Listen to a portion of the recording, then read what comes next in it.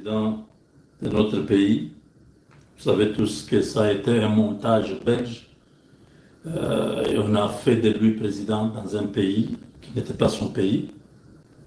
Vous avez Maman Sifa qui devra bien sûr aujourd'hui être interpellé parce que on a roulé tout un pays dans la farine avec l'usurpation d'identité, mais ce n'est pas ça vraiment qui va être la cause de sa condamnation. Donc, les immunités, qu'est-ce qui va se passer après la levée des immunités sénatoriales de Joseph Kabila? Donc, la RDC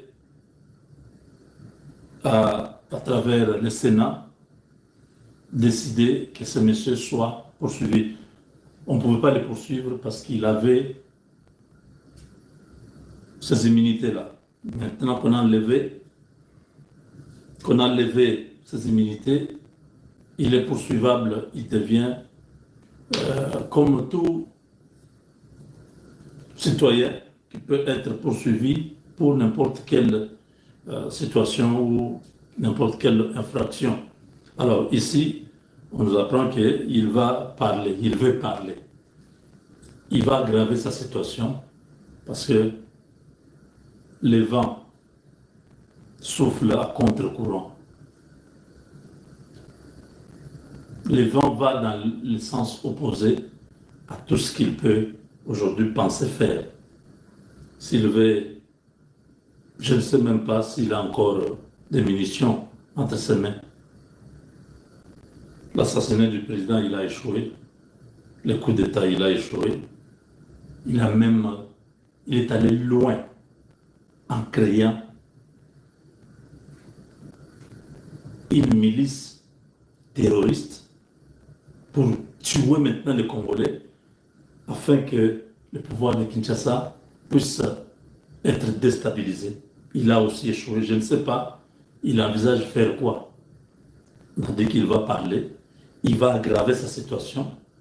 Déjà, sa sécurité va coûter très cher.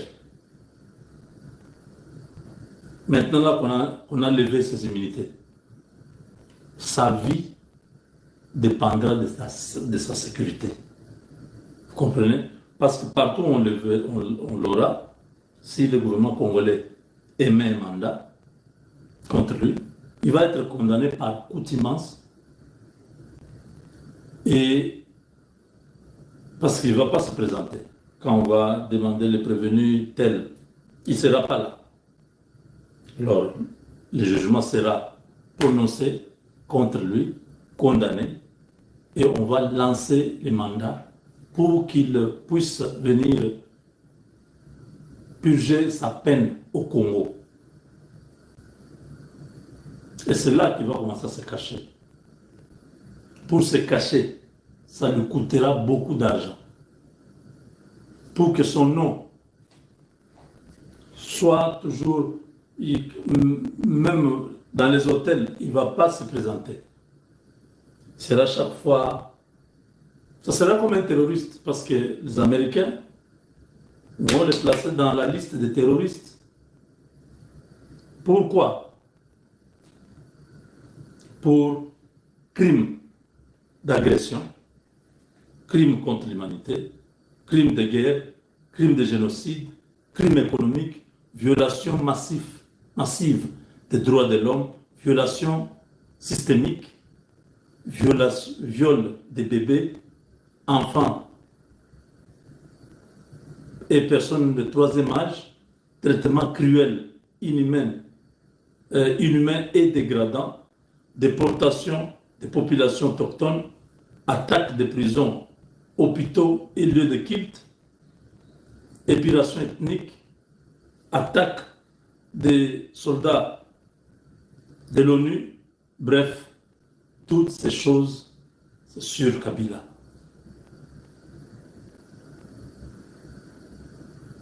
La milice M23 AFC, c'est une combinaison de Kagame et Kabila. Kagame avec M23, Kabila avec AFC. Et ces deux milices terroristes ont fait de massacres. Trump a montré ça pendant sa rencontre avec Ramaphosa. Vous avez vu ça, non? Trump a montré des massacres de Goma. Documenté. C'est documenté. Bon, Trump a utilisé ça pour les génocides en Afrique du Sud des Blancs, ce qui n'était pas vrai. La photo que Trump avait, c'était la photo sur la RDC. Et c'est imputable à Kagame et à Kabila. Je ne sais pas si vous comprenez la gravité de cette histoire.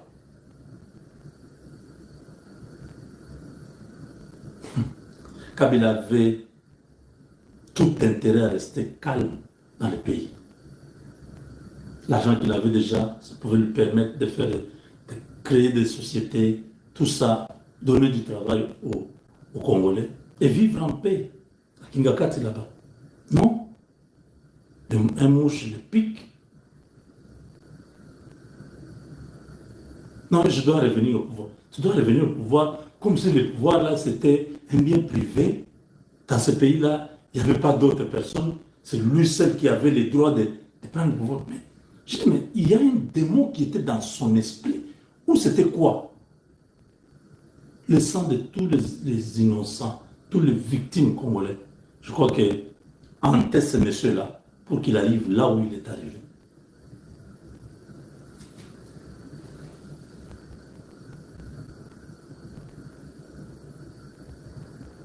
Vous savez, actuellement, la levée de ces immunités ont coïncidé avec l'arrivée à Kinshasa de la mission conjointe d'établissement des faits des enquêteurs du Conseil des droits de l'homme des Nations Unies et de la Cour pénale internationale et de l'organisation américaine Human Rights Watch qui séjourne à Kinshasa, qui viennent d'obtenir du professeur Alphonse Ntumba un livre d'enquête documenté, officiel des crimes imprescriptibles qui sont perpétrés par la bande de ces criminels qui sont à l'est du Congo. Donc, il y a deux groupes. D'une part, l'ONU a envoyé des enquêteurs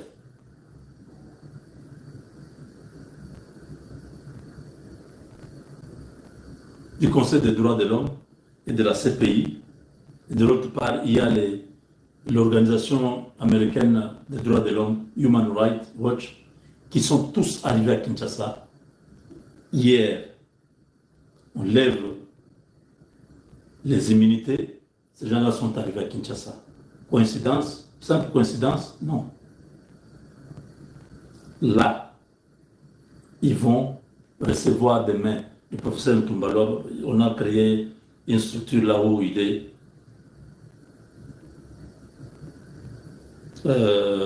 Bref, il y a des choses qui sont en train de se mettre en place pour démanteler les réseaux qui a causé beaucoup de tort à la RDC.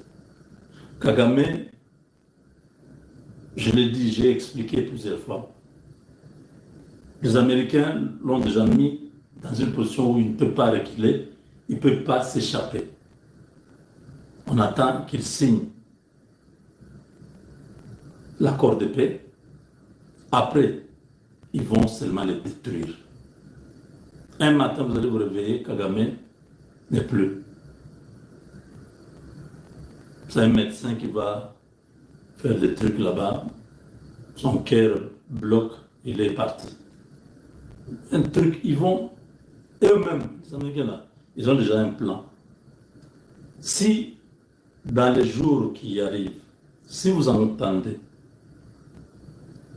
les débats sur France 24, sur CNN ou sur BBC, tout ça, on commence à parler s'il commence à parler de celui qui doit remplacer Kagame, comprenez directement que c'est terminé. D'ici là.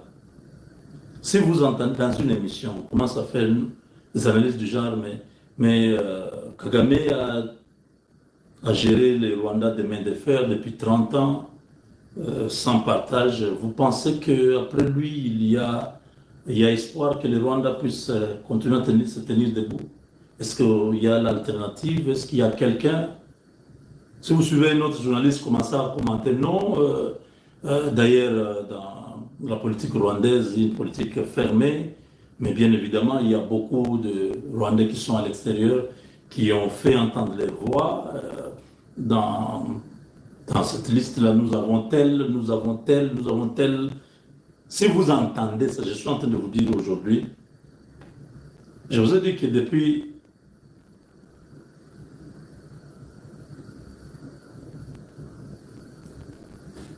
rappelez-vous de l'émission, je vous ai parlé de ce que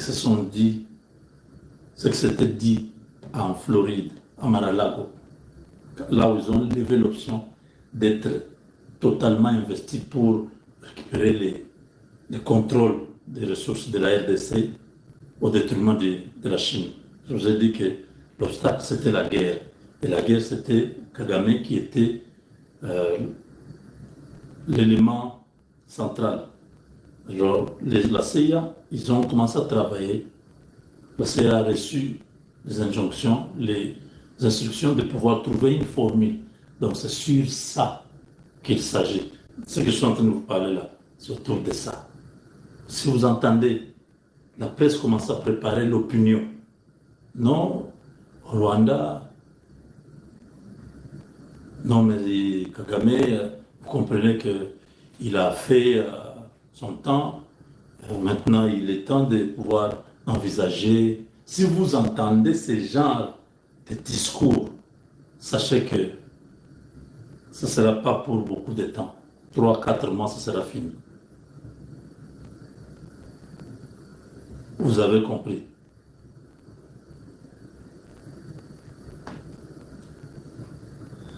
Si le poisson vous dit le crocodile est malade, croyez-le. Il se voit chaque jour.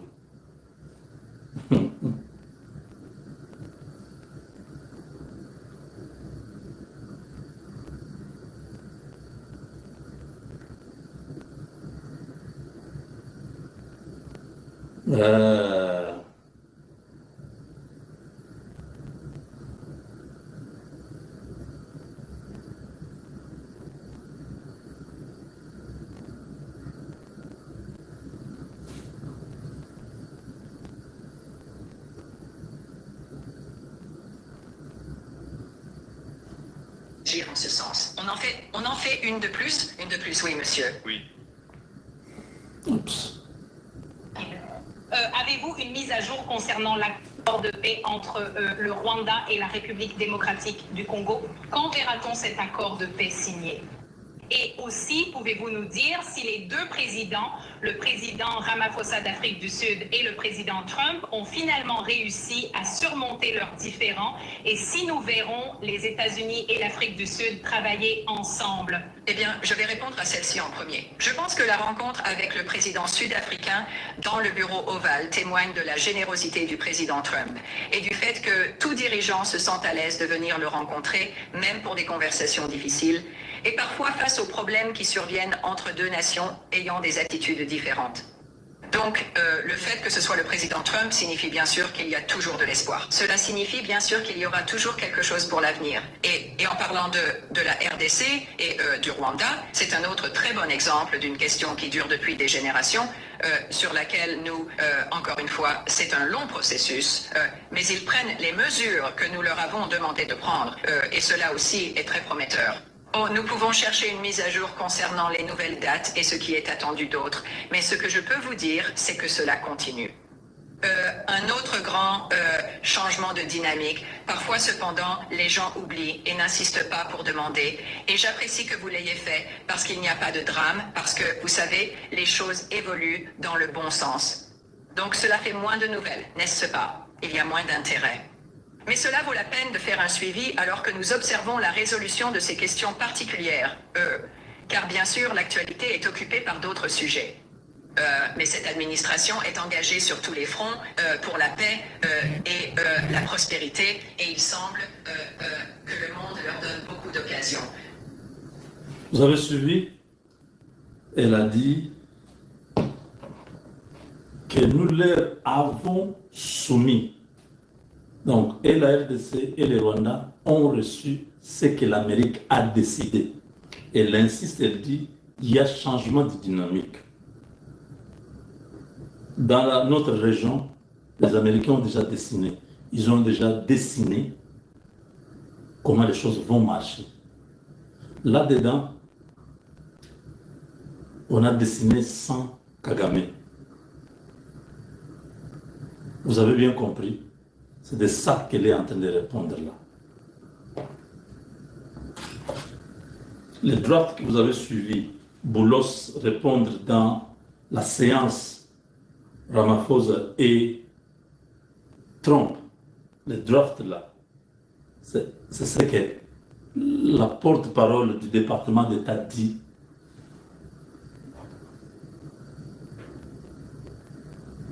Le fait que ce soit le président Trump signifie bien sûr qu'il y a toujours de l'espoir. Cela signifie bien sûr qu'il y aura toujours quelque chose pour l'avenir. Et en parlant de la RDC et du Rwanda, c'est un autre très bon exemple d'une question qui dure depuis des générations, sur laquelle nous, encore une fois, c'est un long processus, mais ils prennent les mesures que nous leur avons demandé de prendre, et cela aussi est très prometteur.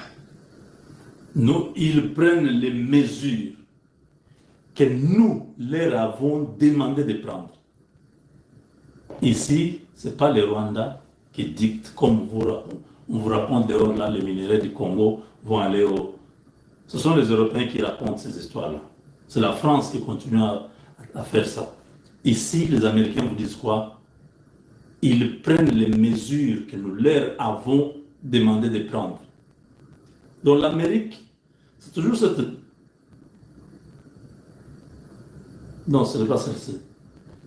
Il y a une autre, Sanders, qui avait dit que l'Amérique a sa façon de faire maintenant les choses. Nous allons résoudre cette situation de notre façon.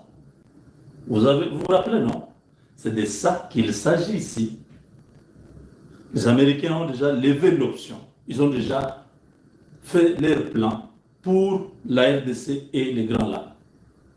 Là-dedans, il n'y a pas Kagame comme acteur. Celui qui va les remplacer, ils sont en train de mettre les éléments ensemble. C'est-à-dire, ils doivent avoir déjà, il faut les préparer et il faut maintenant trouver la séquence pour qu'ils soient là. Donc là, Kagame est complètement dégarni. Il est complètement désactivé.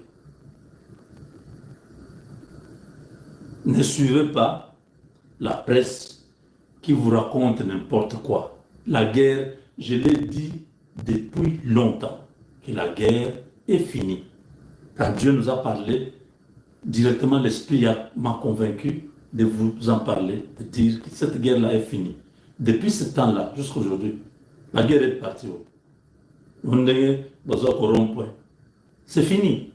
Je vous ai dit aussi que vous allez apprendre dans les jours qui viennent que les troupes sont abandonnées, que Nanga est introuvable, que les commandants qui étaient sur tel axe, ont abandonné les troupes sont seules. Et cette guerre-là va s'évaporer comme ça. Quand Trump parlait avec Ramaphosa, Trump a dit quoi? La guerre entre le Rwanda et la RDC. Il n'a pas parlé de M23. Ni Boulos, ni Rubio, ni Trump. Personne ne parle de M23. Je ne sais pas si vous comprenez. depuis que les Américains se sont invités dans cette histoire pour trouver une solution. Ils ont déjà parlé des M23? Jamais. Parce que pour eux, c'est une perte de temps de continuer à jouer avec les mots. C'est le Rwanda qui a provoqué tout ce qui se passe chez nous. Et le Rwanda doit s'engager à se retirer et définitivement, ils doivent en finir avec lui.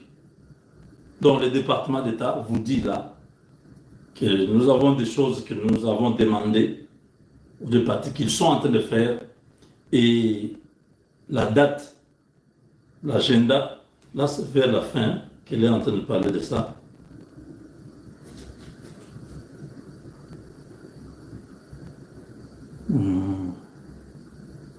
Nous pouvons chercher une mise à jour concernant les nouvelles dates et ce qui est attendu d'autre. Mais ce que je peux vous dire, c'est que... Nous pouvons chercher la mise à jour des prochaines dates. Donc, les dates où ils viendront pour signer. Elle est en train de chercher l'update pour savoir quelle date on a finalement décidé. Donc, tout est déjà décidé en Amérique. Le Rwanda va se soumettre. Il n'y a plus rien d'autre. Vous avez compris? Parce que des fois, quand on vous explique des choses, ça sort là-bas. Quelqu'un va vous appeler encore.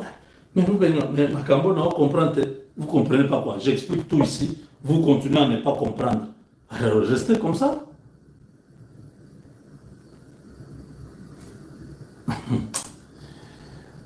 Congo, mon galade. Congo, mon pays. Donc, mes chers amis,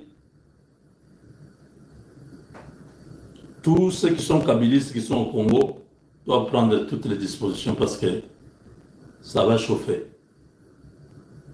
Félix a tout fait pour amener tous ces gens ici à comprendre que nous sommes un seul peuple, nous pouvons travailler ensemble. Tous ces généraux, tout ça, ils ont continué à saboter le pays. Maintenant, là, on est en train de les cueillir un à un. Question de pouvoir mettre de l'ordre, hein, de nettoyer la cour. On ne va pas continuer à avoir des gens qui sont toujours insatisfaits. Tout l'argent qu'ils ont déjà gagné, ils continuent à vouloir toujours faire du mal à un peuple qui est déjà affamé. Non. Merci, mes chers amis. Merci de nous avoir suivis. On reste connectés. Le meilleur est à venir. Je vous informe que à Kinshasa et à Lubumbashi, un autre investisseur américain arrive. Les travaux ont déjà commencé. Il s'agit de Radisson Blu. C'est un hôtel 5 étoiles qui va construire à Kinshasa et à Lubumbashi. Vous comprenez, ils sont en train d'arriver parce que les Américains anticipent. Vous avez Hilton qui est déjà à Kinshasa. Maintenant, c'est Radisson Blu qui va s'installer. Va engager. Et à Lubumbashi, à Kinshasa, des hôtels 5 étoiles. C'est un groupe hôtelier de renom aux États-Unis, Radisson Blu. Vous savez, c'est la meilleure, hein? C'est parmi les meilleurs. Il y a Marriott, il y a Hilton, il y a Radisson. Ils sont nombreux, mais c'est vraiment la classe. Donc, ils sont en train d'arriver. Ils sont en train d'arriver. Vous avez vu Starlink, non? De Elon Musk. Déjà Kinshasa pour donner l'Internet à moins cher au Congo. Vous avez vu ça, n'est-ce pas? Pepsi est déjà là. Donc, il commence. Vous voyez? Cobalt Metal pour Moba, du côté de Nord Katanga là-bas, a déjà même le conseil d'administration, il a déjà nommé un directeur général, ils arrivent déjà. Donc, ne soyez pas distraits. Ne soyez pas distraits. Les mauvaises herbes, il faut